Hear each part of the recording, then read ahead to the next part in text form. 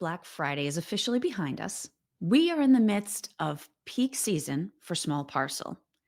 And with that backdrop, UPS finds themselves stuck between dropping parcel rates, rising union leverage, and stiff competition from their peers.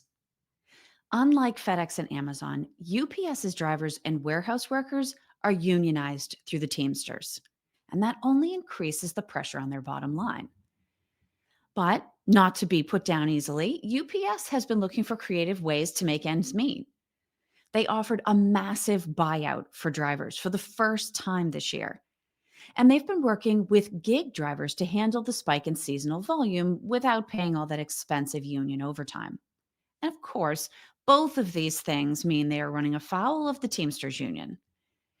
In this week's episode of Art of Supply, we're going to study UPS's current challenges, how they're attempting to handle them, and then think about what this may indicate about the nature of the business model and the service they have provided for almost 120 years. Now, I've covered UPS on the show before, but what brought them back to my attention recently was a Wall Street Journal article about the company's decision to use gig workers to make deliveries.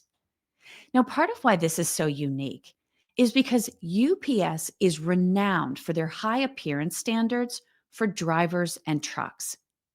Now, these gig workers, on the other hand, drive their own vehicles and simply wear reflective vests for safety. It's not very UPS like, it's almost off brand. And the Teamsters, led by General President Sean O'Brien, are not likely to take such a move in stride. Balance sheet be damned. Now, this use of gig workers is not new, and the Teamsters have acknowledged it in the past.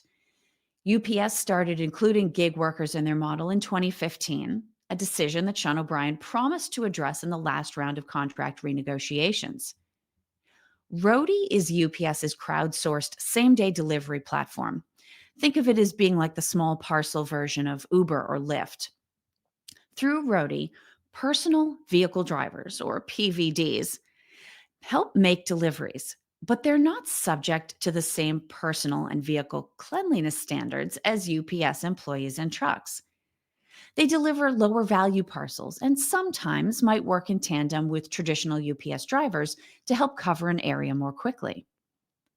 Now, for all of those concerns and downsides, there are also some serious financial benefits. In the peak season of 2020, UPS CEO Carol Tomei reported that the company saved $92 million by bringing in just shy of 40,000 PVDs. $92 million just during peak season. Now, when we break that down into smaller numbers, UPS's unionized drivers make on average $65 an hour today. FedEx, which reminder is non unionized, they make about $35. But gig drivers make as little as $15 an hour.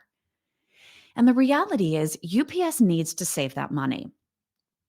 The profit margin from their domestic delivery unit was about 6.5% in Q3 of this year. That's compared to over 14% a decade ago. Now, I'm sure they're doing things to trying to boost revenue, but the company seems mostly focused, at least publicly, on reducing expenses. They laid off 34,000 drivers and warehouse workers this year. And that number increases to 48,000 when you include non-drivers and non-warehouse workers. In other words, management.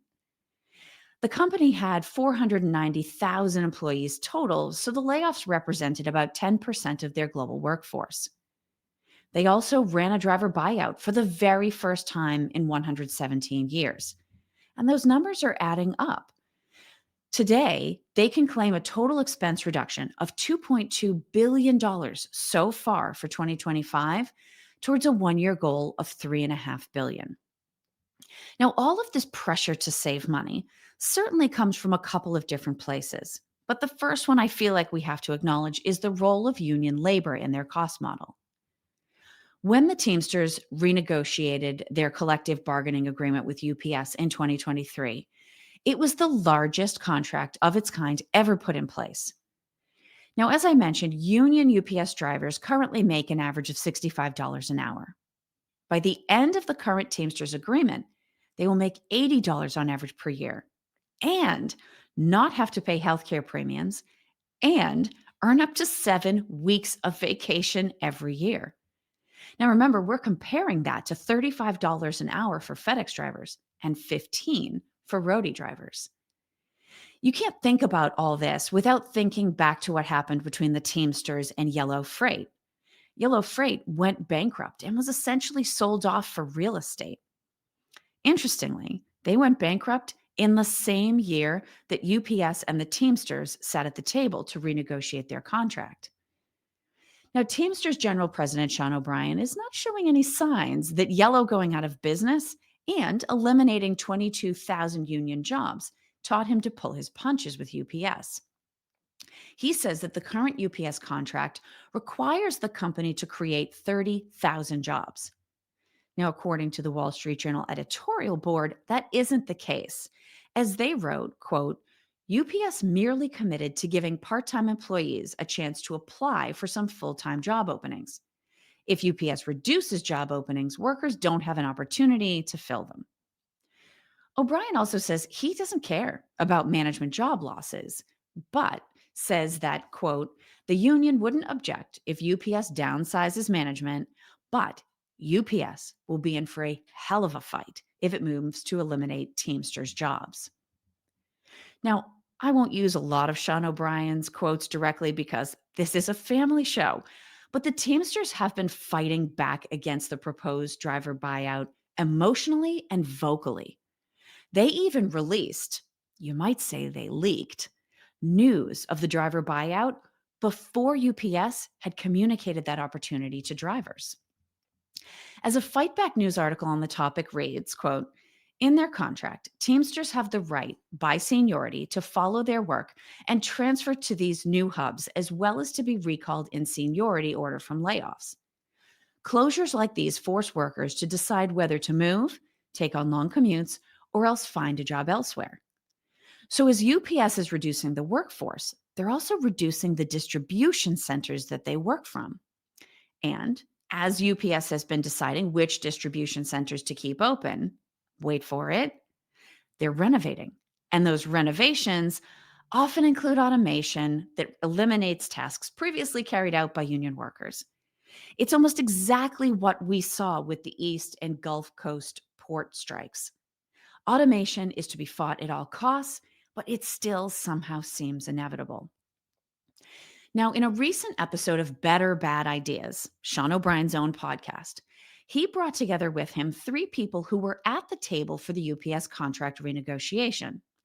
Some of what they had to say was absolutely to be expected, basically pulled out of a union discussion textbook.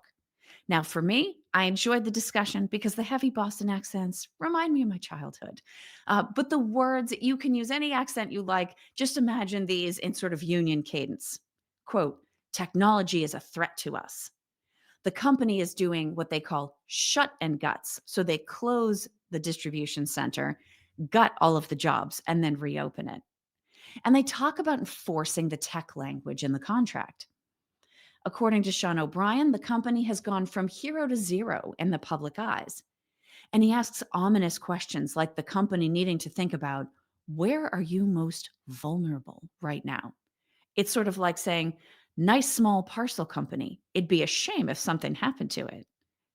Now, in addition to those, and I joke, sort of light traditional union comments, there are some really interesting and insightful observations as well, although I'm not sure Sean O'Brien and his 3 guests would draw the same conclusions from them that I would. They point out the role that the diminished size of the federal labor department plays. Not only is the department smaller, but their overall influence has been hollowed out. And that changes how the unions need to manage things in these conversations with companies. They also talk about the fact that they have a captive audience with the general public. As Peter Alvarado, a Teamsters member and former UPS worker who was at the podcast episode, pointed out, quote, everybody loves their UPS driver. And I know that's true for me. I understand what they're going through. If I'm working and not in a call and I see the UPS guy coming up the driveway, I go meet him halfway so that he can save 15 seconds and get on to his next delivery. Now, they also point out that roadie drivers are part of the general public. So even if UPS is stemming some of their costs by bringing in their drivers, they're also exposing a little bit of how the sausage is made to people that are also customers.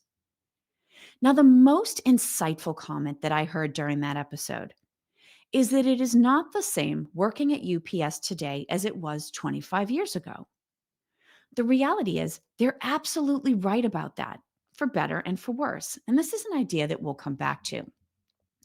But the other important thing is that even though UPS is facing the issue of labor costs head on, and they're doing so in an acute way thanks to union pressure, they're not alone. We're seeing signs that elsewhere in the market, similar dynamics are being responded to. For instance, Walmart is replacing FedEx for their business to consumer deliveries by using a gig driver network called Spark that competes directly with Roadie. They're also using Roadie as well as Uber for some deliveries. Now, Amazon is an interesting case. They are UPS's largest customer, and UPS dropped half of that volume this year because they couldn't deliver it profitably.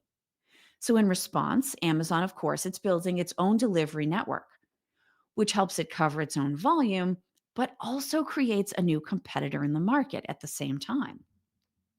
Now, as cost effective as this gig driver model is, it isn't perfect. And who knows that better than UPS? An August 2025 white paper from UPS's Financial Services Unit, which is called UPS Capital, directly points out the risks of working with gig drivers for final mile delivery. They put out this white paper to promote their Insure Shield shipping insurance program. Even though UPS uses these gig drivers, it's actually interesting if you think about the two things in combination. So the insurance division is lobbying against gig drivers, and UPS is using them to make at least seasonal deliveries. In this white paper, it says, quote, 62% of merchants reported an increase in damage, theft, or delays tied to gig driven deliveries.